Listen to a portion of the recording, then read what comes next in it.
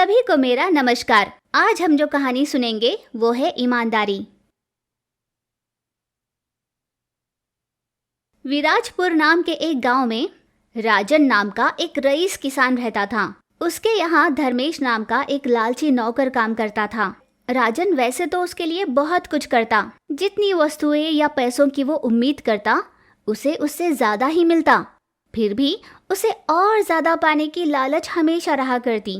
वो कभी तृप्त होता ही नहीं था। और तो और उसकी नजर हमेशा राजन की तिजोरी पर ही होती थी।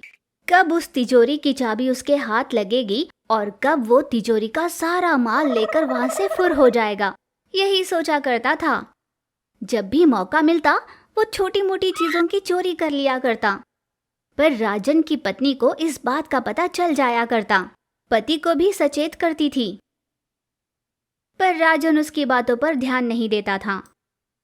यूं एक दिन धर्मेश अचानक राजन के सामने आया।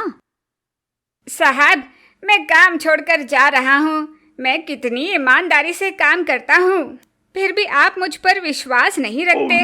धर्मेश के ऐसा कहने पर राजन बोला, ये क्या कह रहे हो धर्मेश? तुम्हें तो यहाँ हर तरह की आज़ादी है। जब जिसकी जरूरत पड़े तुम ले सकते हो, जो खाना हो खा सकते हो। और तो और मेरी तिजोरी की चाबी भी तो यही पड़ी होती है। ऐसा कहकर लटके हुए चाबी के गुच्छे की ओर इशारा कर राजन ने बताया। हाँ, पर उस चाबी का क्या फायदा साहब? तिजोरी खुलती तो है नहीं उससे। गलती से वो ये बात कह गया और अपनी जबान काट ली। तुम्हारे पैसे मांगने पर हर बार मैंने जब तुम्हें पैसे दिए, मेरी पत्नी ने हमेशा तुम्हारे लिए मुझे सचेत करने की कोशिश की, पर मैंने ही उसकी बात नहीं मानी। पर अब बहुत हो गया। अब तक के तुम्हारे जितने पैसे बनते हैं वो लेकर तुम यहाँ से हमेशा के लिए चले जाओ। ऐसा कहकर राजन ने उसे काम से निकाल दिया। अपने किए पर पछताकर धर्मेश अपना काम छोड़कर चला गया।